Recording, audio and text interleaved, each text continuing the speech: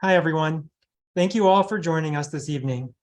I am Matthew Silverman, the Executive Director of the Haberman Institute for Jewish Studies, and it is my pleasure to welcome you all to our program this evening, where we will explore the current state of Jewish-Christian and Jewish-Muslim relations with Rabbi Burton Visotzky.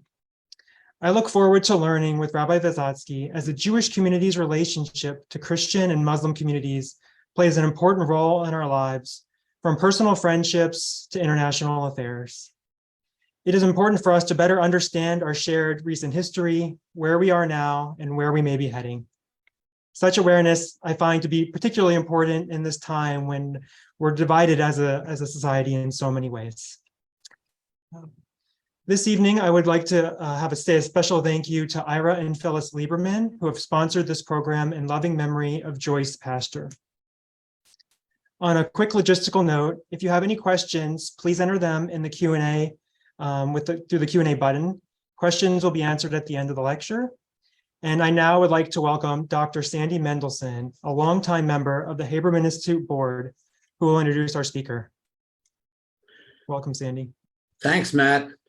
And also thanks to Becky and Fania, who are behind the scenes tonight. And I add my thanks also to our friends Ira and Phyllis Lieberman for sponsoring this lecture in loving memory of Joyce Pastor, Zichrona Livracha. My name is Sandy Mendelson. I've been involved with the Haberman Institute for 2 decades as a board member, president, program committee chair, and most importantly, as you are an engaged learner in our community. Welcome to our hundreds of Zoom participants from the Washington area and from around the world. We are looking forward to this evening's program, Judaism Between Christianity and Islam, Where We Stand Today, with Rabbi Burton Visotzky. The mission of the Haberman Institute is to provide high-quality, in-depth encounters with Jewish thought, history, and culture. I'm excited, very excited about our future programs. Here are the next 2 coming soon. This coming Sunday, November 13th, Rabbi Dr. Noah Bickert, a very engaging young professor of Jewish studies, will present Lashes of Fire, a Talmudic metaphor for power. Now, this may sound like a dry Talmudic subject, but in rabbinic stories, this phrase served as a metaphor for power in ancient Jewish society. Noah will show how these metaphors continue to resonate today, especially the pronouncement of violent Kabbalistic curses uttered against prime ministers of Israel. His hybrid talk will be given in person at Addis Israel and online. On Tuesday night, December 6th, Dr. Claire Sufrin of the Shalom Hartman Institute will present online Stuck with the Past, Exploring Jewish Memory through Contemporary Jewish Literature. You can find much more about us, including classes on a variety of topics. Please visit our website, habermaninstitute.org. We have known and admired Rabbi Dr. Burt Visotzky as a frequent speaker at our program since he was a young scholar, professor, activist at the Jewish Theological Seminary. We admired him at that time and subsequently as an accomplished, well-known, and stimulating teacher.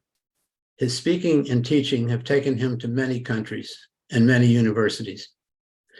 We're all older now, and the young man is now emeritus at the seminary, although not by any means retired. He serves as the Nathan and Janet Appelman Professor of Midrash and Interreligious Studies Emeritus, as head of the Finkelstein Institute for Religious and Social Studies, and as director of the Milstein Center for Interreligious Dialogue, all at JTS. Rabbi Visotzky has written 10 books, edited 7, and written over 125 articles. I pulled 2 volumes off my bookshelf last night. First, an autographed copy of The Genesis of Ethics, How the Tormented Family of Genesis Leads Us to Moral Development, published in 1996. A great read based on his acclaimed PBS series, wonderfully original and controversial. Second, in 2016, and listen to this title carefully, Aphrodite and the Rabbis, How the Jews Adapted Roman Culture to create Judaism as we know it. It's a scholarly work, very readable, eye-opening, and from what I hear has been well received. As you see, Professor Visotzky has been able to combine his scholarly work with popular teaching and very contemporary and useful interfaith activities. Now, Bert, we greatly look forward to hearing from you. The Zoom is yours. Now I'll try that unmuted. Thank you very much, Sandy. It's good to see you on the screen and Adina there in the background, as always, waving. I was delighted, really delighted to hear you talk about who's coming up, because Noah Bickert was a student and colleague of mine at the Jewish Theological Seminary. And of all things, Claire Sufrin, her grandmom and my mother were childhood friends in Chicago and literally talked to each other every day throughout their lives. So we live in a very small world of the Jewish community here. And I'm always delighted, as you know, to be in the DC area, where my sister lives there and my wife's brother lives there, my cousins live there. I mean, I really feel at home. And Sandy, you said it well. I've been coming to DC long enough and known you and Adina long enough that we go way, way back. Your hair was black and I had hair. It was quite wonderful. I'm also really grateful to the Haberman Institute crew. You all have really taken pains to make sure this would work and it would be comfortable, and that indeed we could do this on Zoom. I want to start a little bit by talking about some of my qualifications. What is it that allows me to talk about the relationship of Judaism to Christianity and Islam? And the first qualification I have is that I have spent the last 50 years, that's 5 decades, at the Jewish Theological Seminary. I was ordained a rabbi there, got a master's degree there, got my PhD there, and I hope everybody on this screen knows that JTS, the Jewish Theological Seminary, remains one of the premier centers of Jewish culture and education in the world. And because I've been on the faculty of JTS all these years, it has opened doors for me almost nonstop. And it's allowed me to not only see the Jewish world and learn my own field, Midrash, rabbinic interpretation of scripture, rabbinic narrative, but also to compare rabbinic work with the works of Christianity and Islam. And that has given me entree to many institutions.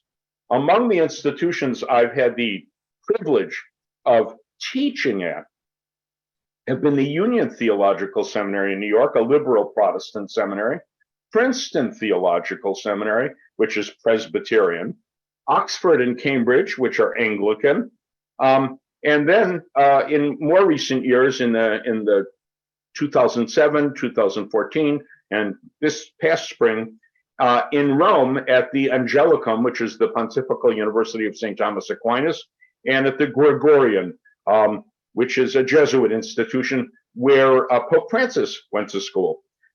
We also have very good relations in our own parish in New York with the Dunwoody Seminary. And in fact, next week, Dunwoody seminarians are going to come down for dinner to JTS and meet with our rabbinical students and compare notes on how each of them gets educated. So we have lots of opportunity to meet our Protestant and our Catholic colleagues. And a little later in this talk, I will also share with you how we meet our Muslim colleagues. I am also an active member in 2 organizations, 2 Jewish organizations, who are particularly founded to relate to the outside world. The first is an organization that I bet very few people on the screen have ever heard of. We go by the acronym, we call it IJKIC. It is the International Jewish Committee for Interreligious Consultations.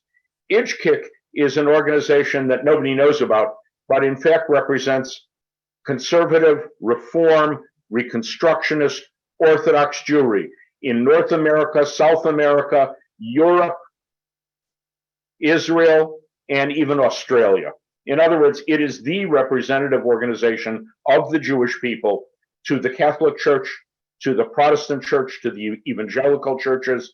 And I've been on the IJKIC Board of Governors for the last 5 years, opening relations with the Muslim world as well. Here in the States, I am an academic advisor to the National Council of Synagogues. The National Council of Synagogues is conservative, reconstructionist, and reform, all of the progressive branches of Judaism. And again, the National Council of Synagogues does programming with the U.S. Conference of Catholic Bishops, with the, what do they call themselves? The National Council of Churches, which is the Protestant group, and as well with evangelicals. And as you may guess, I have been working with the National Council of Synagogues, as you'll hear later, to build relations with Islam. So how did all of this come about?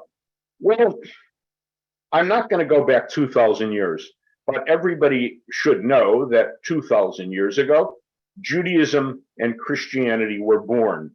Now, you might be thinking to yourself, wait a second, Judaism was born with the Bible, and that would be 3,000 years ago, maybe even 3,500 years ago.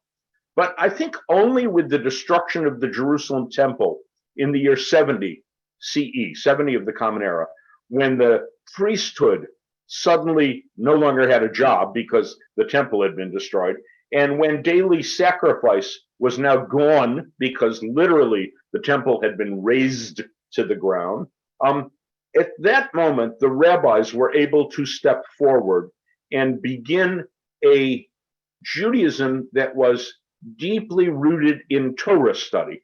At the same time, the church, 70 years in the Common Era, 40 years, one generation after the crucifixion, the church began to organize and become a Catholic church.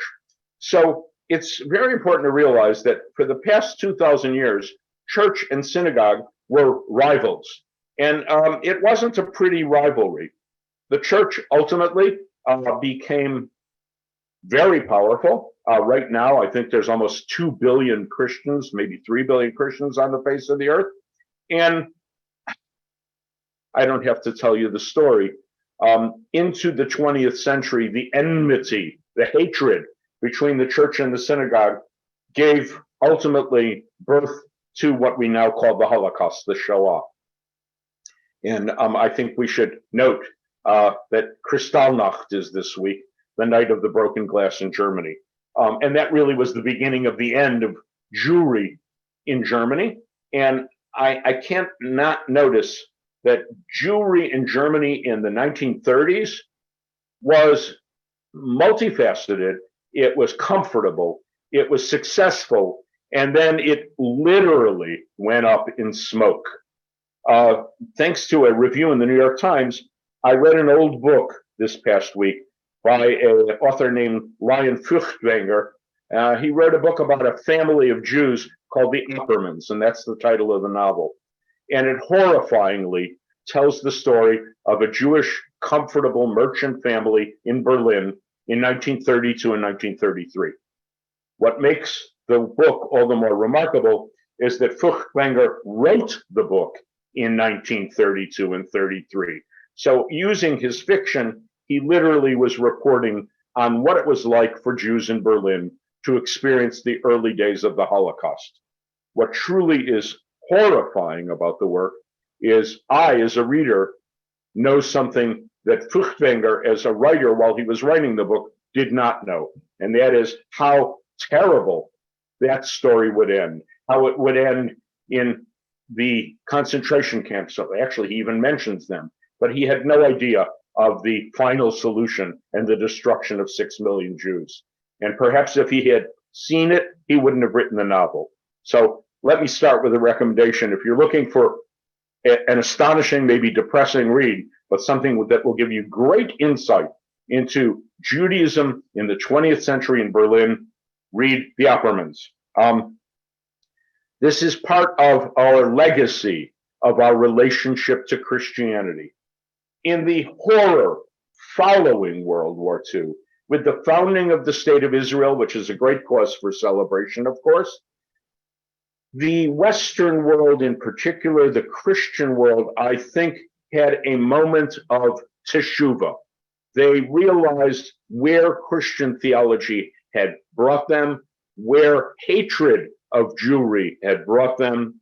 And between 1962 and 1965, the Church Catholic had what they called the Second Vatican Council. One of the things that happened at the Second Vatican Council was a document which they refer to now as Nostra Aetate. That's Latin for in our time. And Nostra Aetate talks about the relationship with Judaism, and it basically recommends an entire sea change in Catholic theology since 1965. So please, someone do the math for me. That's 35 years and 22 years is 57 years, almost 6 decades. We have gone from the church being our bitter enemy to being quite literally our friend. And it's not a mistake that at the Vatican, the two institutions that I teach at, the Angelicum and the Gregorian, are institutions run by the Dominicans and the Jesuits. And in the Middle Ages, it was the Dominicans and the Jesuits who were quite literally persecuting Judaism. Now we have excellent relations with the Catholic Church.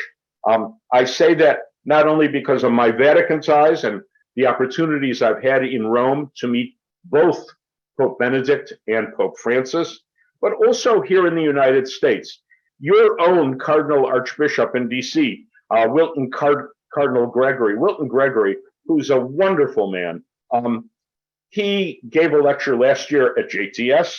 He regularly hosts the National Council of Synagogues and will do so at the end of the month of November. And he is charged at the U.S. Conference of Catholic Bishops to do outreach with the Jewish community. And we consider him a good friend. My Cardinal Archbishop in New York City, Timothy Cardinal Dolan, Tim Dolan is a guy who politically I probably disagree with just about everything. On the other hand, it's easy to drink a beer with Archbishop Cardinal Dolan. Just a few months ago, I was at his home for breakfast, and he said something that really struck me because he knows his history well. He says, you know, Bert, we have been doing dialogue, and dialogue is a good thing. But for the last 50 years, we've had a dialogue of grievance. You complain about things the church did to you. The church complains about theological things that they imagine that the Jews should have been responsible for unto this day. We got to get past that. He said, if Vatican II is about anything, it's about getting over the dialogue of grievance. And I think he's right about that. Cardinal Dolan said to me, there's so much work we have to do, and we have to do it together. We have to feed the hungry, clothe the naked, house the unhoused. I don't have to give you the whole list of things that everybody knows we need to do. And Dolan said quite naturally that these are things we need to do together, because if we work together, church and synagogue, we can accomplish, and this is my phrase as well as his, we can accomplish what God wants of us.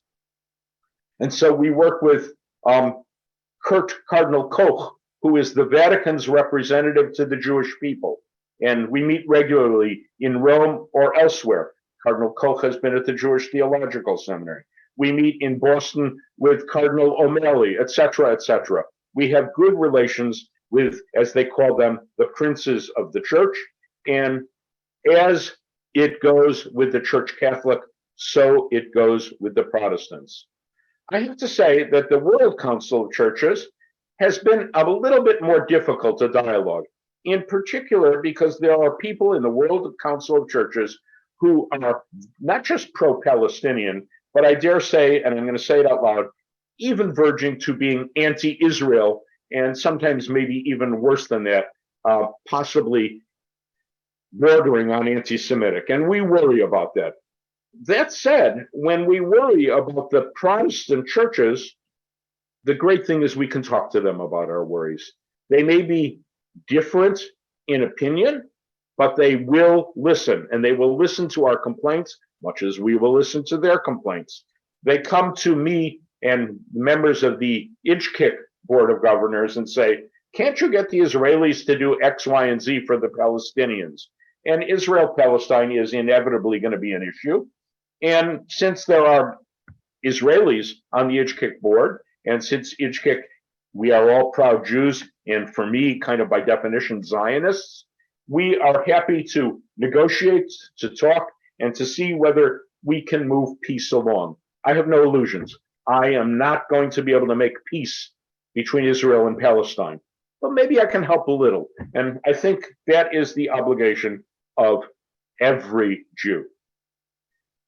We have relations now, which I never thought we would, with the evangelical church as well. I am currently working on a project with an evangelical minister, Pastor Bob Roberts from Texas. Bob Roberts is the real deal. He says to me, "Bert, I love you." And what Bob means is, I love you enough that I'd love to convert you to Christianity.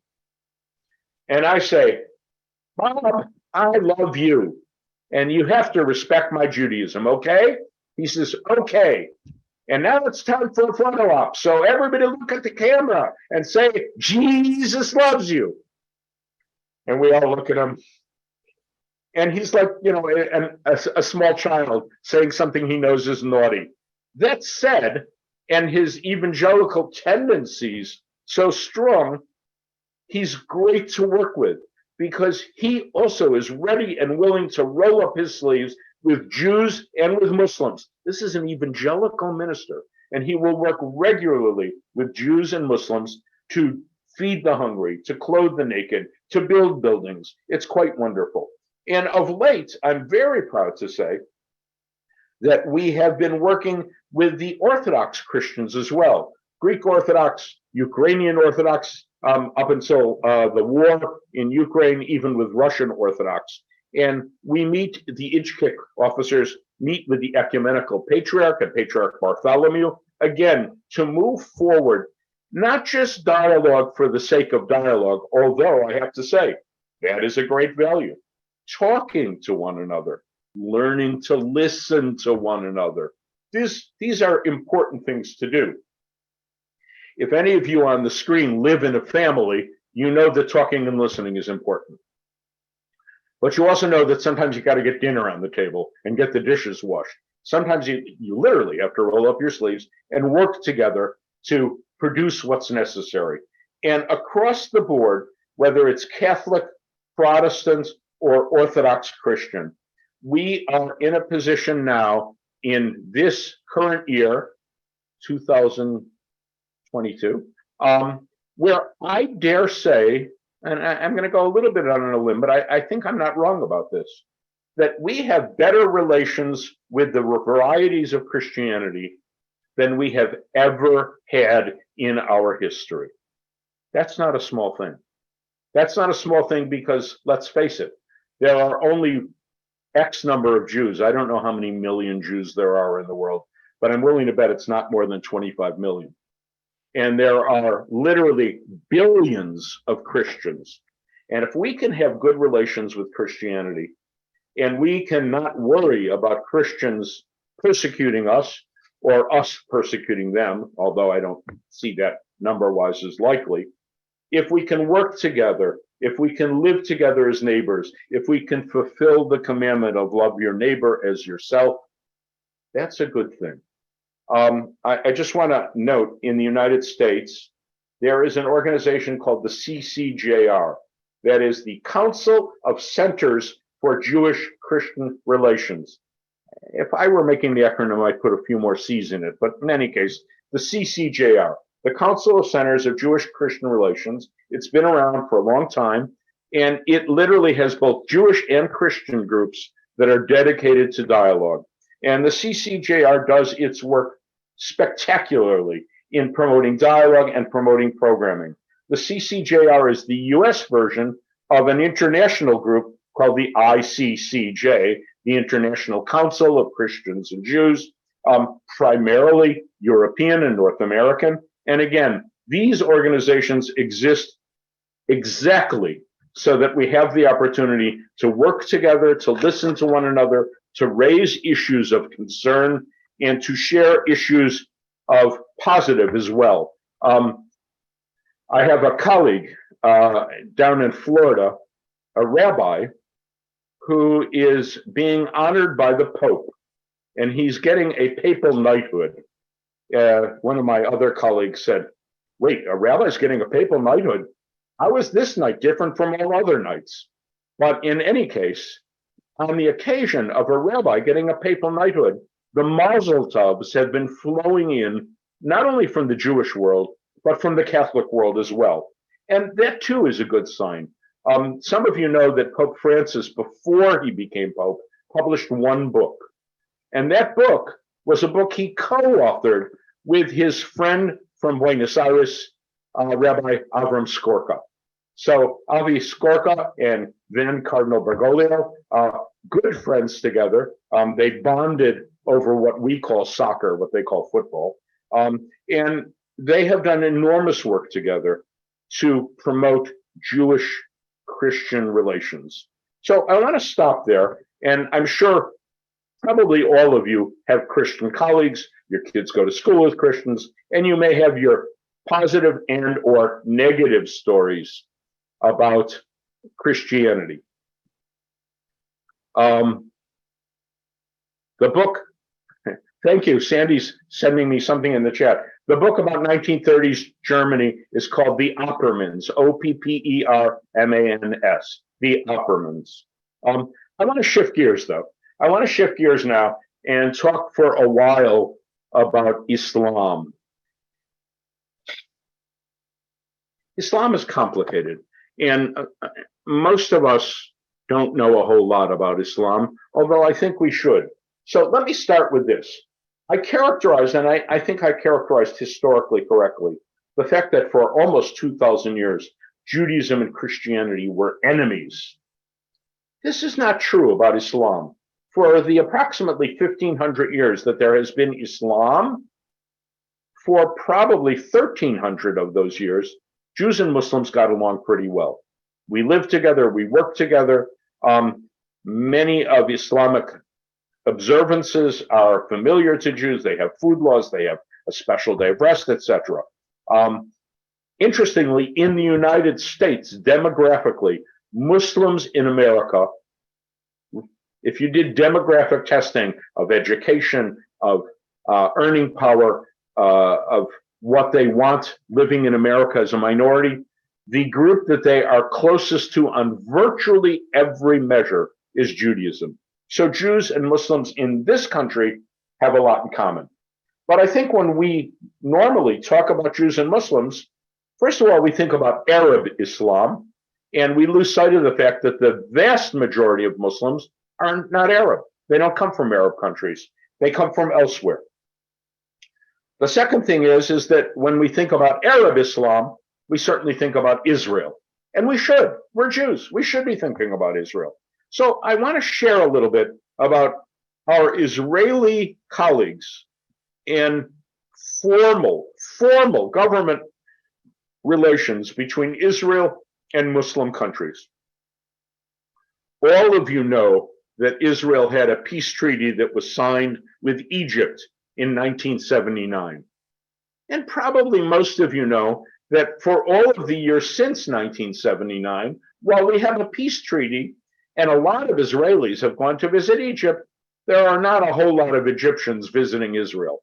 It is at best a cold peace, but I dare say the Imam, the Sheikh of Al-Azhar University, which is in Cairo, it is the #1 Sunni institution in the Arab Muslim world.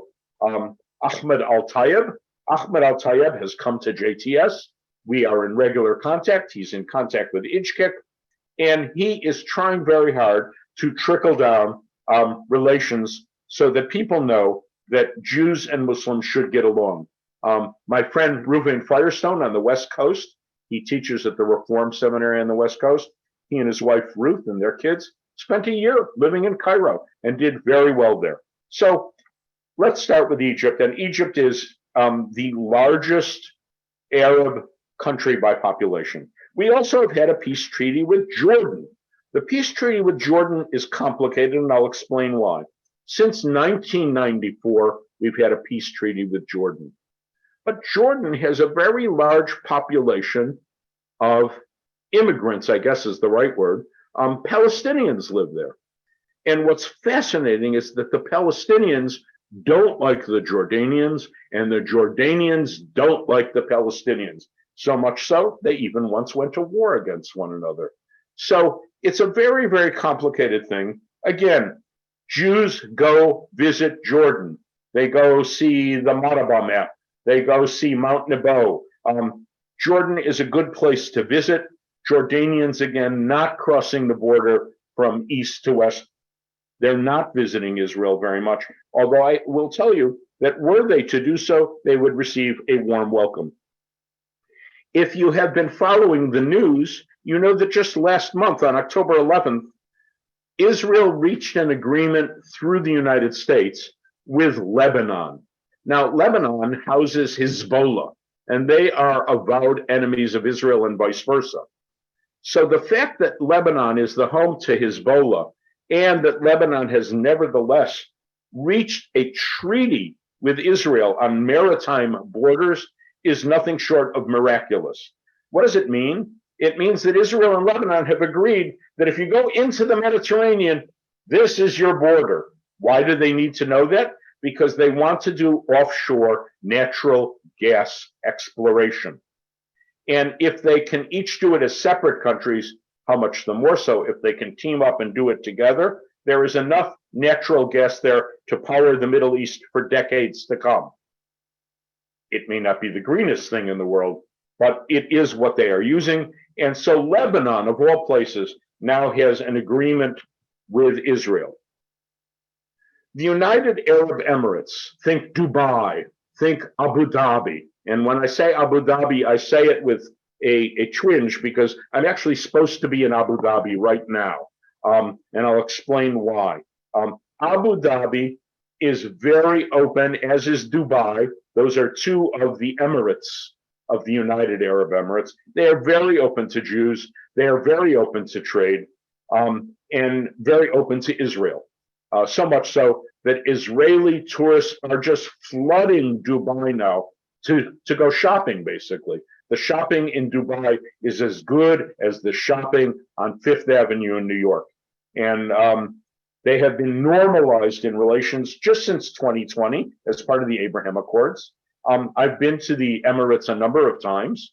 And in the Emirates, Abu Dhabi funds an elderly sheikh. His name is Abdullah bin Baya.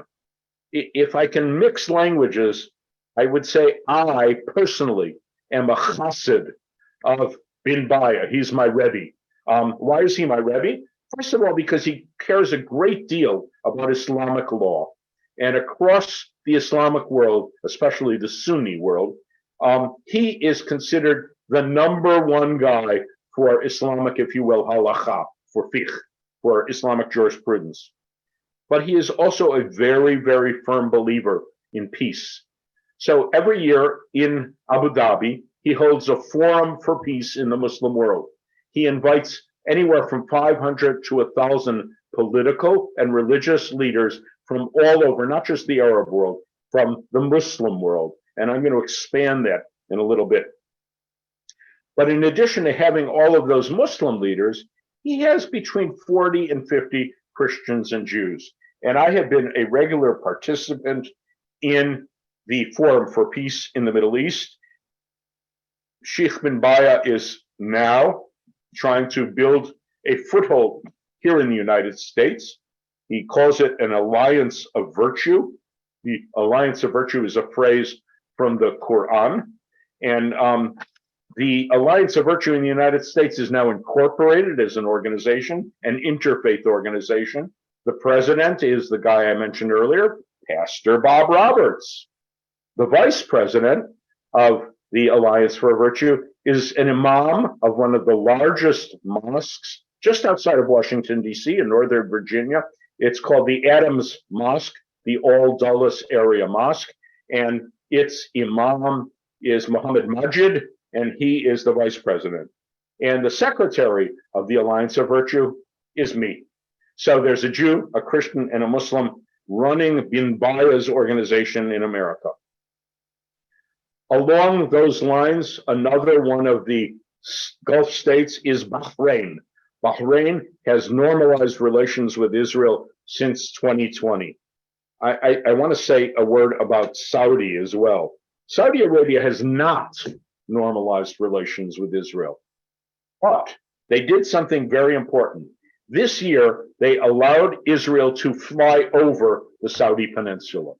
It doesn't sound like much, giving them airspace, but it cuts anywhere from 1 to 2 hours off of any flight from Israel eastward. And Israelis are absolutely rejoicing at having shorter flights. And it is, I think, a good sign of relations with the Saudis. The Moroccans, Morocco now are in North Africa. The Moroccans, some of you know, for Lag Bomer every year, the Sephardic Jews, Mizrahi Jews, go to Jerba, an island in Morocco, and they celebrate there. The Moroccans just built a synagogue in Morocco that will house 1,000 Jews. I don't know where they're going to get 1,000 Jews to come daven. Maybe they'll get a minyan and maybe a larger congregation for Yom Kippur Yisker. I don't know. Any of you who are synagogue goers know that 1,000 Jews is a lot of Jews in one place. And so Morocco has such a synagogue. By the way, there is such a synagogue as well in Abu Dhabi. So just like North America, there are shuls that are empty of Jews. But as a gesture that the government itself gives the land and pays for the construction of a large, beautiful architectural synagogue in their country, they're telling us something about their desire for good relations. Also in Africa, the Sudan. We don't think much Sudan. What does Sudan know from Jews? But the truth is, Sudan has normalized relations with Israel since 2020. I want to say something about the kind of soft underbelly of Israeli-African relations, and that is that Israel often deals arms with Africa. All of us would agree that we want Israel to have the most cutting-edge defense systems in the world. We want them to survive. But whether Israel should be making a lot of money selling arms to Africa, that can be debated. But they do. And that's one of the ways that they have relations, for better or for worse, with African countries. If you follow the news, you know that now I'm out of Africa into Asia Minor, that the country of Turkey, its relations depend pretty much on what Erdogan, the premier of Turkey, and Bibi feel about one another on any given day. So they've had their ups and downs. The truth is, Turkey recognized the state of Israel in 1949. 1 year after the founding of the state of Israel, this Arab country actually recognized Israel, and they have renewed their relations again and again, particularly since this past August. They really are having a push now to have good relations. Back, if I may, to the Arabian Peninsula, the Kingdom of Qatar has had trade relations with Israel since 1996 and formal diplomatic relations since 2007, 2008. When I went to the capital of Qatar, to Doha, the first person I met there was Israeli, and he handed me his business card, and on the English side, it said that he is the Israeli trade representative to Qatar. But if you know Israel, there's a flip side. There's an English side, but there's also a Hebrew side.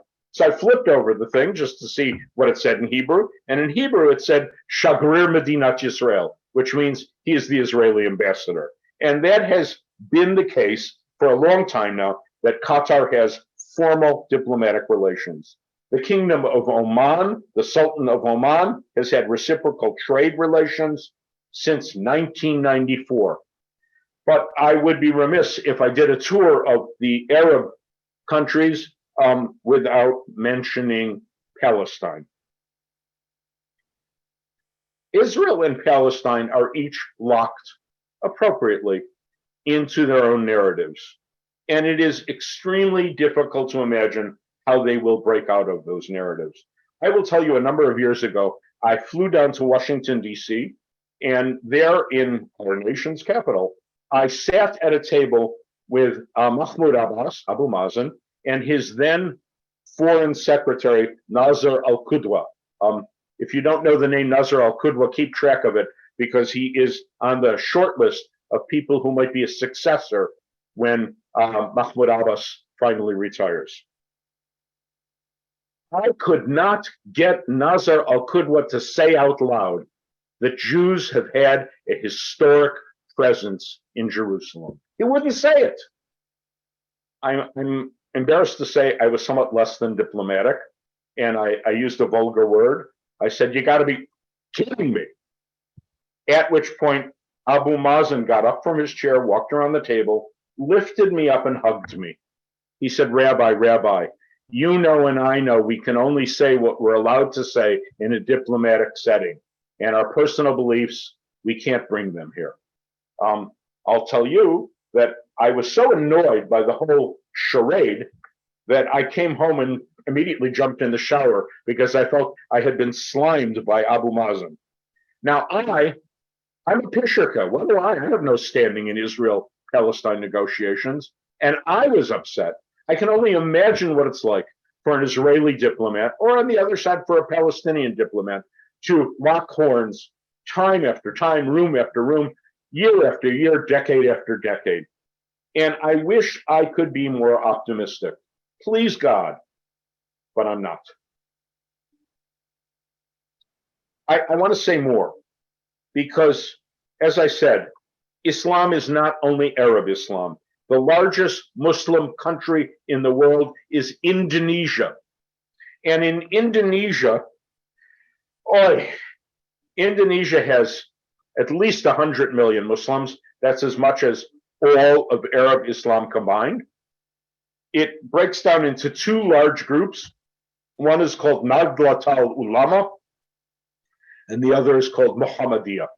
And the leaders of Nahdlatul Ulama and Muhammadiyah have taken turns actually leading the Indonesian government. So there's almost no break between church and state. They're completely integrated.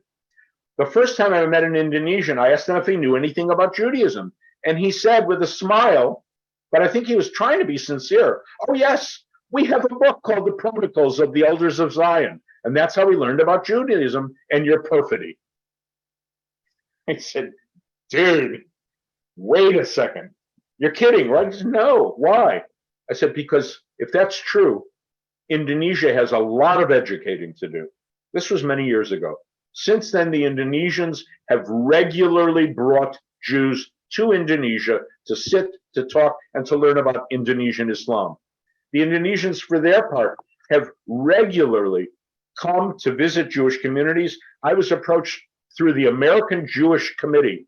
Would I host at the Jewish Theological Seminary a sheikh named Nazaruddin Umar? He happens to be the imam of the largest mosque in Indonesia. He literally has tens of thousands of Muslims every Friday at prayer.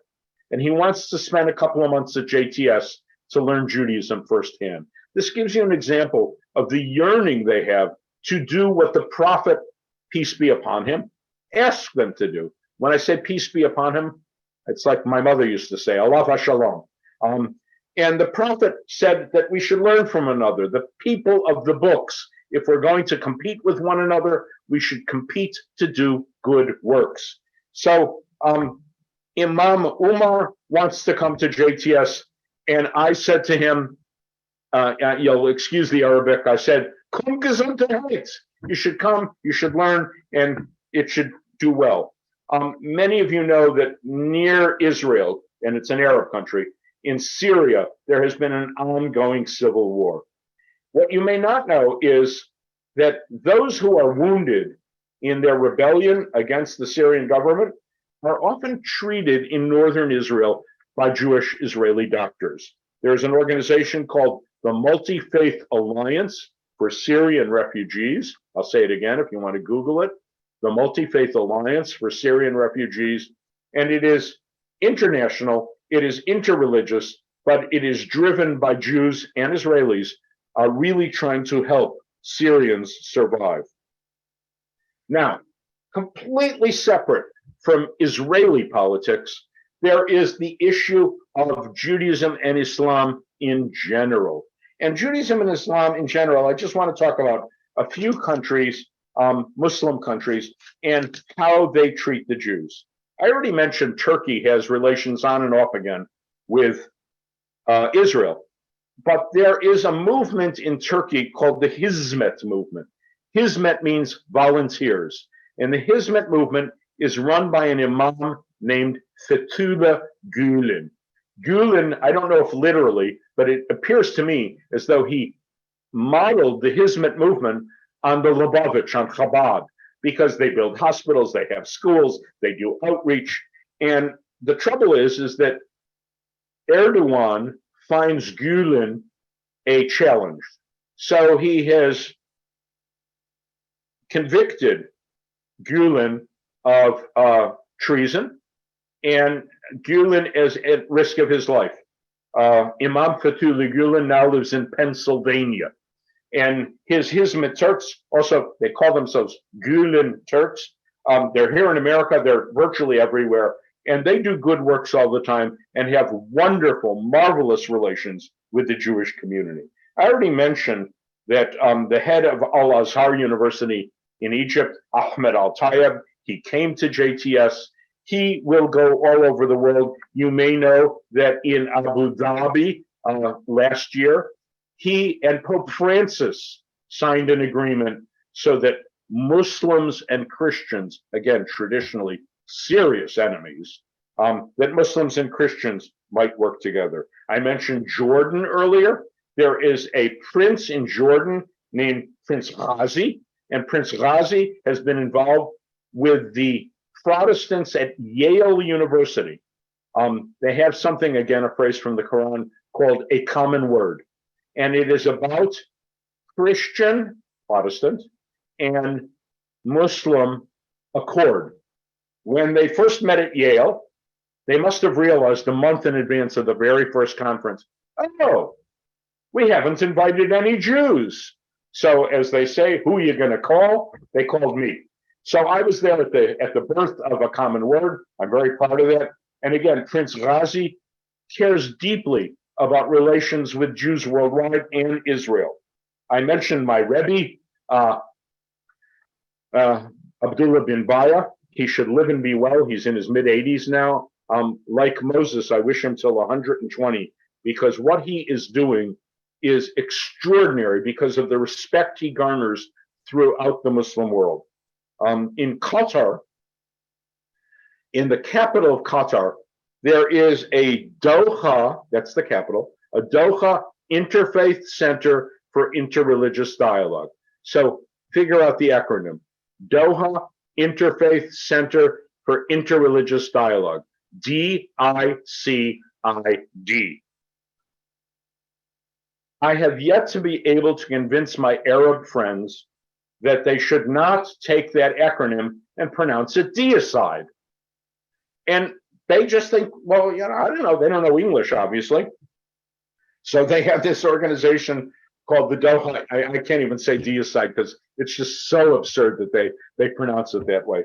But the Doha International Center, and again, the Qatari, deeply engaged in multi-faith dialogue. When I was in Qatar, I was there with a group of 3 other rabbis. Three of the 4 of us were conservative rabbis, and one was a Reconstructionist woman rabbi. So to be obvious, they were fascinated at having a woman rabbi. And they said, we'd love to do an interview with you on our TV station. She said, I've never really done TV. What's the station called? They said, Al Jazeera. Oh, well, how many people would watch the interview? And they said, I don't know, 50, 60 million. So she got visibly nervous. And the editor-in-chief of Al Jazeera sat with her, and this is his term. He said, come sit in my office, we'll schmooze. And they schmoozed for about half an hour until she calmed down. And then he did an interview with her in front of 60 million viewers. That was one softball question after another to allow his viewers to see the most positive, interesting view of Judaism they could imagine. I already mentioned that the Saudis do some things. They have an organization, the King Abdullah Interfaith Center for Interreligious Dialogue. And again, they do great stuff. They have had their own difficulties, appropriately, since MBS ordered the murder of Khashoggi.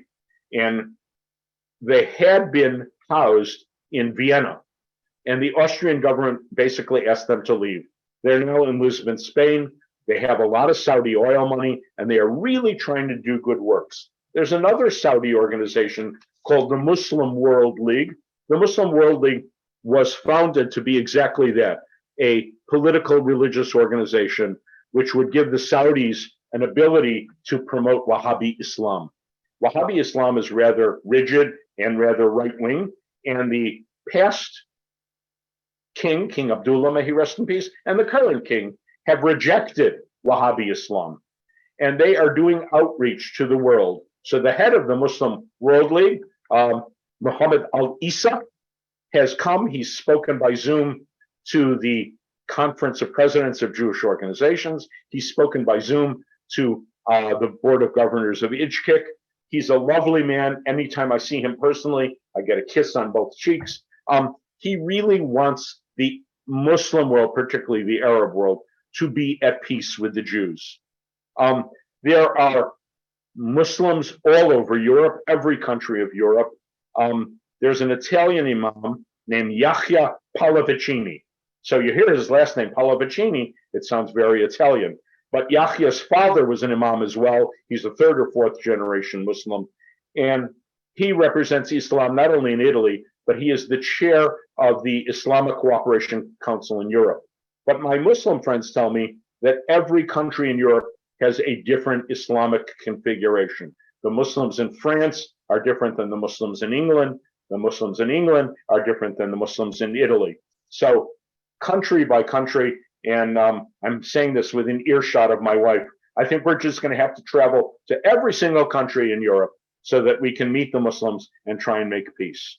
I do want to say just one more thing, and then we can turn to questions. The one more thing is, I mentioned the National Council of Synagogues. Through my making a shidduch, the National Council of Synagogues is now formally engaged with the Islamic Society of North America. So the Islamic Society of North America, ISNA, is the largest umbrella group of Muslims in North America. It covers about 2/3 of the mosques across North America. That includes Mexico, all over the US and Canada. And the National Council of Synagogues and ISNA together, we have undertaken to do something that we're calling the Andalusia Project. You may remember in Maimonides' time, in the 11th, 12th century, Jews and Muslims lived in Andalusia in southern Spain and North Africa, and they lived together very well. They called that convivencia. So we are making a series of webinars about convivencia, and then we're going to top off the 3 or 4 webinars that we create with a joint trip to southern Spain and North Africa. And we feel that it just, first of all, I can tell you this from being on the planning committee, the Jews and Muslims are working together shoulder to shoulder in a common project that was in fact suggested by the ISNA people. And it's just thrilling to be working together because we have so much in common and there's so much good we can do. So with that broad survey of Judaism between Christianity and Islam, I think I can begin to take some questions, but I have totally forgotten. How are we handling questions?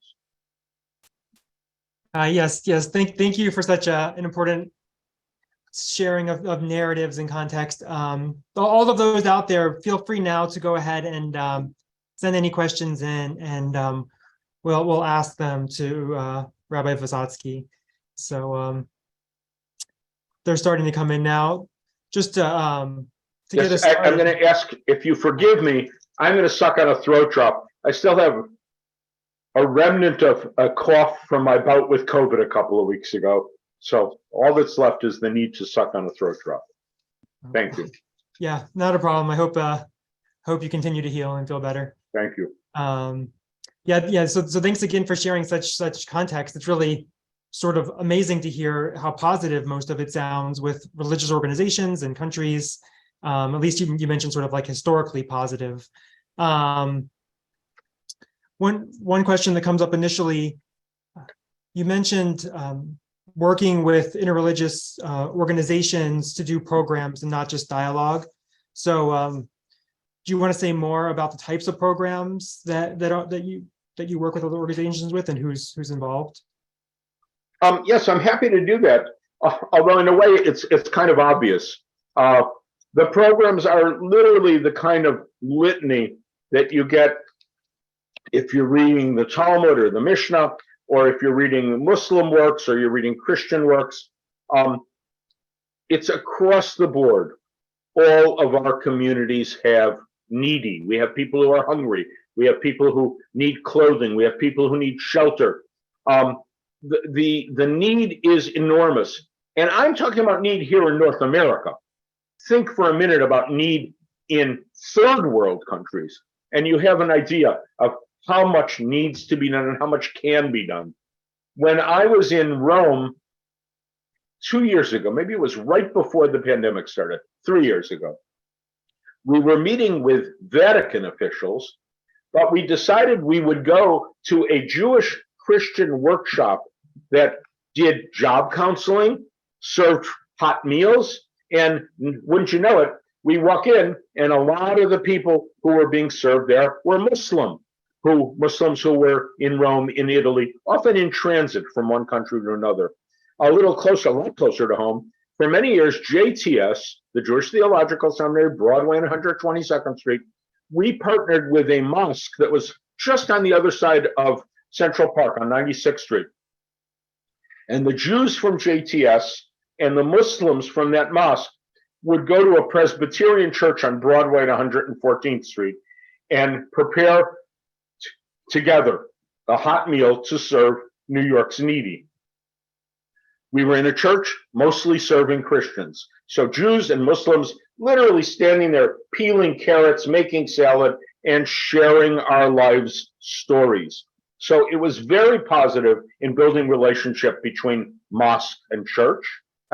Mosque and synagogue. And then how much the more so between the Jewish and Muslim communities and that church community, which cared for its own hungry on the Upper West Side of New York.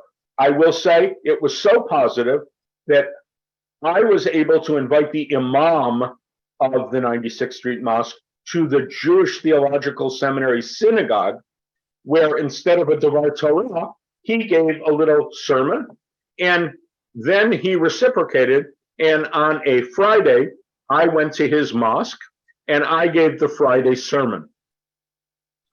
After the sermon, I was mobbed by Muslims, and one of them got right up in my face. You know, he's a New Yorker. He just like right up in my face. And he said to me, "Why are you here?" And I was so taken aback that I didn't even think about it. I said, well, you're my neighbor. And he said, "Oh, okay." That was the right answer, because neighbors come to one another. We learn about one another. We love our neighbor as ourself. If that sounds familiar, it's in the book of Leviticus. It should sound familiar. And it's a big mitzvah, and it's a hard mitzvah to do, because first you have to love yourself, and then you have to get to know your neighbor, listen to them, find out their needs, and then show your love to them. So if I would characterize all of the interfaith work that we do between Judaism and Christianity and Judaism and Islam, it's love your neighbor as yourself. Great. Yes, thank you. I think that's a wonderful summary. Definitely a challenge for all of us. There's a couple of questions here about the recent Israel elections and whether or not you have any thoughts about how that'll affect Jewish-Muslim relations in Israel. Do we have 4 or 5 hours?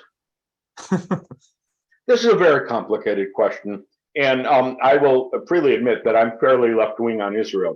That said, I will stipulate that under Netanyahu's leadership, we got the Abraham Accords, and Netanyahu has built very quietly a lot of relations, whether it's by selling arms or just this week, we had a treaty between desalinated water and energy between Israel and Jordan. So little by little, the government of Israel, and this was really true under Netanyahu, is reaching out to what we'll call moderate Arab countries. I think the intention there is if they got enough peace and enough good relations with moderate Arab countries, that those Arab countries would pressure the Palestinians into doing what Israel wants them to do, which is both fortunate and unfortunate. It's fortunate because it will move us closer to peace. It's unfortunate because it means that the Palestinians will be under pressure, perhaps, to give up much more than they might in one-to-one relations with Israel. So it's complicated. It's the Middle East. Yes, yeah, exactly. Could you describe some programs in which Muslims and Jews study text together in a comparative context? Is that something that you're involved in? Yes. There's a movement afoot called scriptural reasoning. And scriptural reasoning, we usually study the Tanakh, what Christians call the Old Testament. And it is usually Jews and Christians studying together.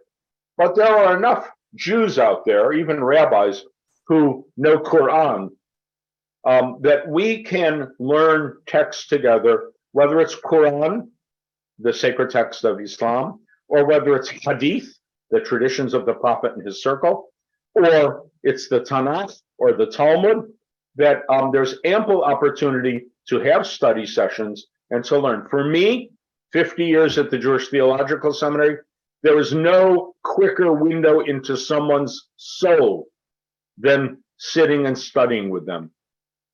And I want to say, and I say this is especially true about my teacher Bin Baya, but I've learned a lot of Torah studying Islamic texts.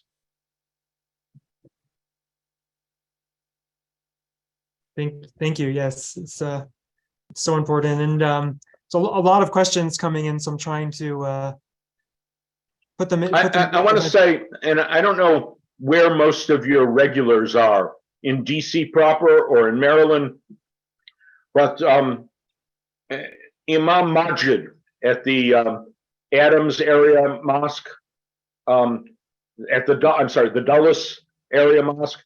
Majid is a great dialogue partner, and I'm sure he would welcome, if not maybe with an individual synagogue, maybe even with the Haberman Institute, the possibility of doing group study or even coming and giving a lecture for you so that you could hear firsthand, not from me about Islam, but from a Muslim.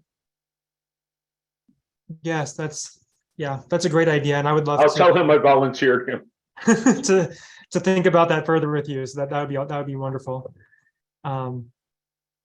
There's a number of questions relating to increasing anti-Semitism in this country and whether or not, what role Christian and Muslims play in that, and sort of like what you see your contacts doing to help in that situation or in those situations. So I did not mention, I am a founding member and now on the executive committee of an organization called Shoulder to Shoulder, which is an organization of about 36 Jewish and Christian organizations that are dedicated to fighting anti-Muslim bigotry. And obviously the Muslims need to speak for themselves and do, just like we have the Anti-Defamation League, they have an organization that does that. But how good it is that there are Jews and Christians who will stand up for Islam in America. And so too, that same organization a few years ago when the horrible shootings took place in Pittsburgh, the Muslims who are on the advisory council immediately, my email box was flooded with messages of sympathy from my Muslim colleagues. So there's an enormous amount of overlap between anti-Semitism and Islamophobia. I think it's today's New York Times. My wife showed me an interview between A.O. Scott, the film critic, and Steven Spielberg, our Jewish filmmaker, about his new film, which is autobiographical, called The Fabelmans. And Spielberg said it very clearly. He said, of course, there's been an increase in Islamophobia. There's been an increase in anti-Semitism. It started at the end of 2015 into 2016, and it's grown every year. And I am sorry to say that I think it sometimes is used as a political tool. White supremacy is a real issue. These things are not easily going to go away, and the best way to combat them is to do it quite literally shoulder to shoulder. We have to join forces not only with the Muslim community, but also with those in the Christian community, and thank God they are in the millions, who do not want to perpetuate anti-Semitism and Islamophobia and want to live in peace with their neighbors. Yes, and as part of your work, you've mentioned Reconstructionist and Reform in JTS being the conservative institution. Are there also Orthodox Jews involved in your work? So I mentioned IJKIC, the International Jewish Committee, et cetera, et cetera. The OU is part of it. The Rabbinical Council of America is part of it. I have to say, it's through my interfaith work that I first was able to really get to know my Orthodox colleagues. And yeah, what a surprise. They're also Jews. I'm very proud to say, yes, that the Orthodox community is involved. And the truth is, particularly if they're doing interfaith work with Muslims, a lot of the Muslims are fairly observant, fairly what we would call frum. They're pious. So when they talk to me or they talk to my Orthodox colleagues, they like the fact that we have observance patterns, that we're careful about what we eat. It's easier for them to relate to us than it is to either Christians or Reform who are really not observant. And so it is a boon. And my Orthodox colleagues indeed get kudos because they probably take more flack from their right wing than I do. Yeah, I can definitely understand that. You mentioned some of the Protestant communities that had, on the sort of liberal end that don't have the best relationship or don't have the best thoughts about Israel. Not describing that very well. But then somebody asked a question also about Christian groups that are very pro-Israel, or at least claim to be in their mission statement, such as Christians United for Israel. And do you have any thoughts on some of those? So as I said, it's complicated. Left-wing Christians with whom we might agree on a lot of social issues are often very critical of the occupation and therefore of Israel. Right-wing Christians, particularly evangelical Christians, they love Israel. But I'm going to say it, and I'm going to say it out loud, and I'll say it to them, and they'll admit it. Often their love for Jews in Israel is a love that ultimately is going to require us to convert to Christianity. And I ain't about to do that. I made my choice. And I don't think Israel should be pressured to do that. But to the extent to which we have either left-wing or right-wing or centrist Christians supporting the state of Israel, good. I certainly often publicly criticize the state of Israel because I love Israel and I put myself on the line for Israel. I have the right to do that. And I think Christians who support Israel left or right, who support the state and who want to see the state continue, also have the right to say, well, we'd also like the state to do X, Y, or Z. And often that X, Y, or Z entails to give more rights to Christians, to make us not feel marginalized, and how much the more so, more rights to Muslims and make them not feel marginalized. Yes, thank you.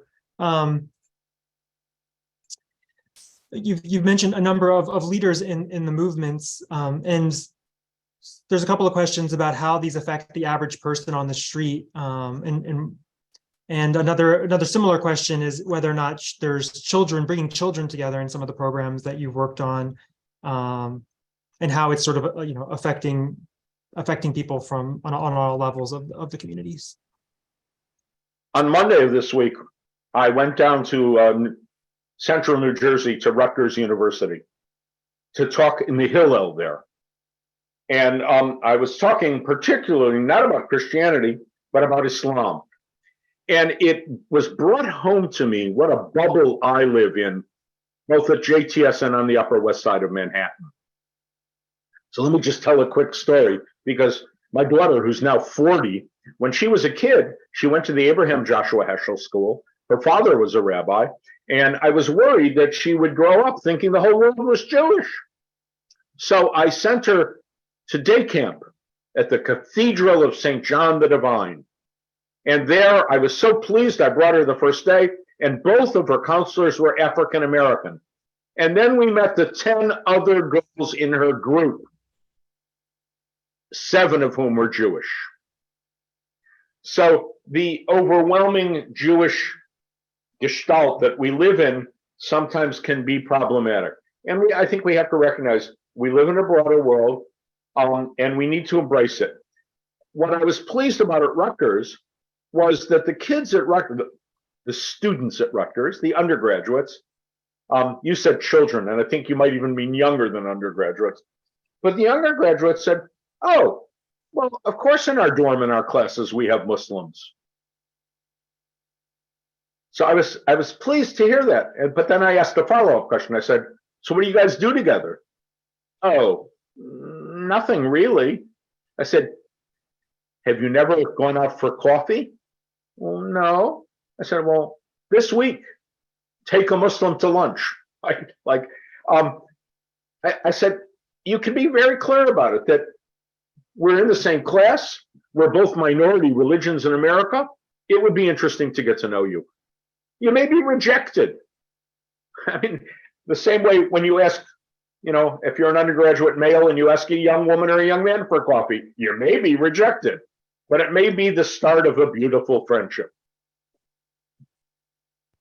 Yes, that's a wonderful idea, and I can definitely relate to you about the sort of both of my children go to day school. My wife is a rabbi, so it's the worlds we live in. You want to break out of those and meet new people as best as possible. I had a huge conundrum, because for most years in the last 20, 30 years, for my Passover Seder, I have invited Christians to my Seder, very often Christians who were Hebrew fluent. But a couple of years ago, I invited a Muslim family to my Seder.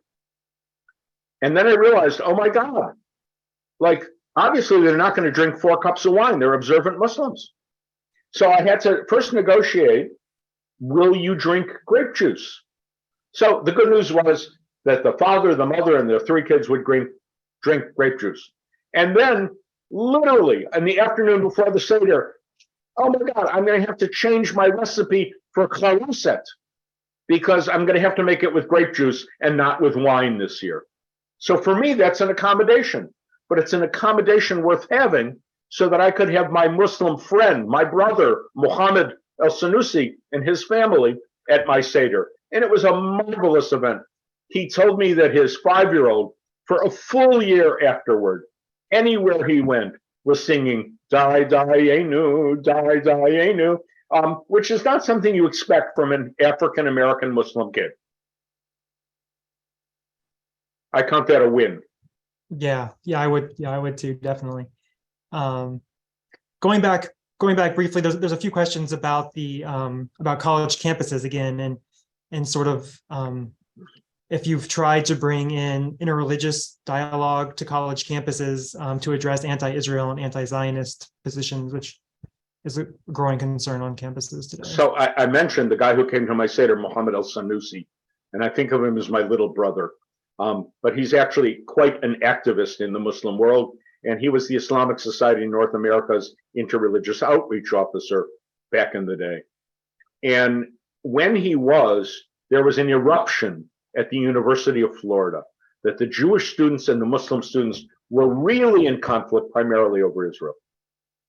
And the Hillel rabbi called me and said, what can we do? And I said, find the largest auditorium you have on campus and invite the Muslim community and the Jewish community to come. And they did. And we walked in, Muhammad and I, and we immediately saw the Jews were on one side of the room, the Muslims were on the other side of the room, and they were looking daggers at each other. And Muhammad looks at me and I look at him without any word passing between us. And we walk onto the stage with our arms around each other. He is originally, his family's from Sudan. He is as black can be. And here I am, this chubby white Jew, right? And we said, we are brothers. And you know what? On this campus in Florida, you guys are both minorities. I know Jews in Florida, but the truth is there are more Christians than there are Jews on campus. And there's certainly more Christians than there are Muslims on campus. And the natural alliance in this room is powerful. And by the time we were done, Jews and Muslims were talking to one another because they realized, oh, this really could be an alliance and it could work. And so we try and do that more and more. I am very pleased to know, just like there's a Hillel and that there's a national Hillel organization and Hillel rabbis or Hillel leaders speak with one another, the same is true that there is a chaplain group for imams on campus. The guy who organized it is a man named Abdullah Intepli. Abdullah is at Duke University. I would characterize him technically, he's a bubula. He's just a doll. And he got in a lot of trouble with his Muslim colleagues because he went with Hartman to Israel to study about Judaism. And they accused him of betraying Islam, et cetera, but he stood firm. And he is still the head of this Chaplains Association. And they now know that if you're going to talk with Abdullah and you're going to do stuff with that Chaplains Association, you better expect to work with the Hillel as well. And that's good for the Jews and it's good for the Muslim. And I dare say it's good for America. Yes, I agree. On a different note, somebody asked the questions, what are your thoughts about some rabbis who have argued that American Jews should begin considering moving to another country? I'm not familiar with which rabbis are saying that, but well, I went to sleep last night very apprehensive about what the elections would bring. And reading the paper this morning, I was calmed because I think that people literally voted for sanity. I would be terribly nervous if we went back to what we had 4 years ago with Islamophobia enshrined in the White House. I don't think that's good for the country. And I think that president has also shown his anti-Semitic tendencies as well.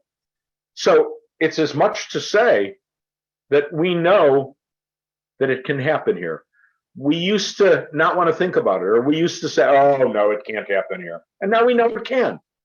And so if we know it can, we have to think what are our alternatives. I'm not going anywhere. But I think I have kids, I have a grandchild. We have to think about what is the Jewish future in North America. And I'm going to continue working hard, coming and talking about Judaism and Christianity and Judaism and Islam in places like the Haberman Institute, so that we have a good future with our Muslim and Christian neighbors. That's the rock I push up the hill. And I want to just say something about that. I was interviewed by one of my students. He was a student of mine at the Pontifical Gregorian University, but he was a Turkish Muslim. And he interviewed me for a Turkish magazine. And I said to him honestly, I said, some days I feel like Sisyphus. And I get up in the morning and I push the rock up the hill. And then the next morning I got to do it all over again.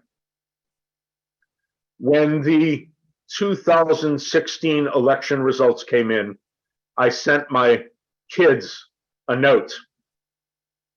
They knew the interview and they knew that I had likened myself to Sisyphus. And I said, well, the rock just got a lot bigger and the hill a lot steeper. And my son, God bless him, wrote back and said, yes, but we're pushing with you. And that's the most we can hope for, that our children, our next generation and their children will push that rock up the hill every day.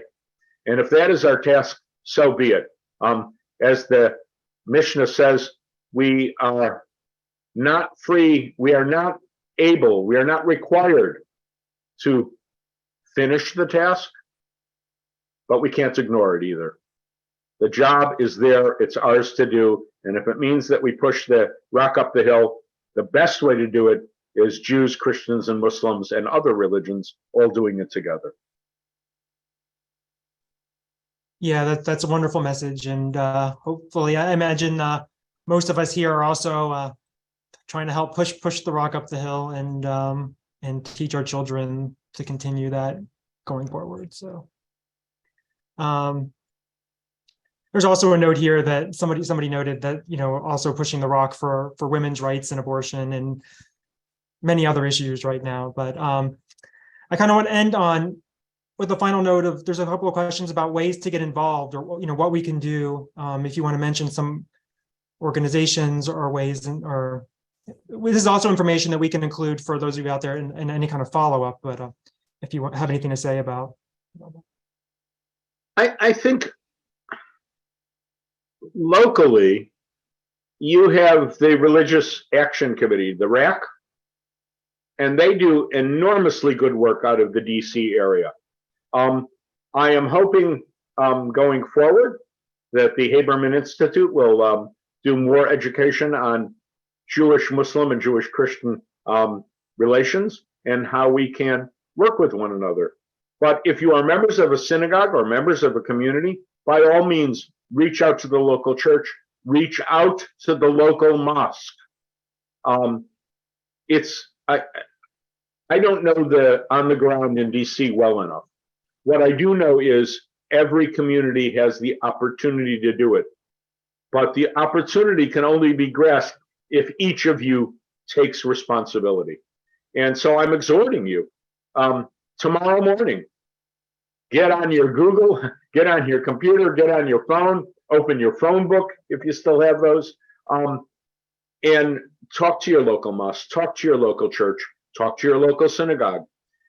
There's so much good work we can do because there are literally people on the street without shelter, without clothing, without food.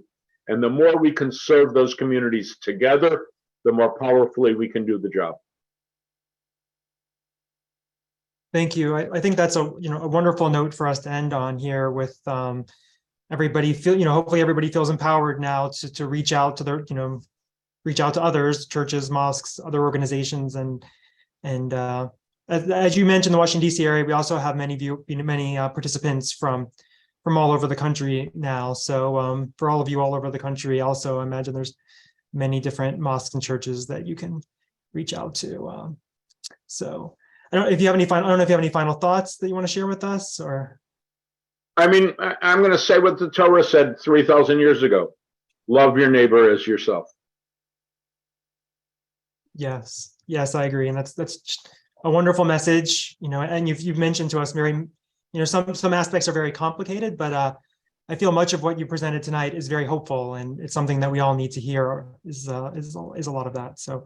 Thank you again, and I hope we could bring you back again sometime soon. Thank you. Thank you. Thank you all out there for joining us, and have a great rest of your day. Bye.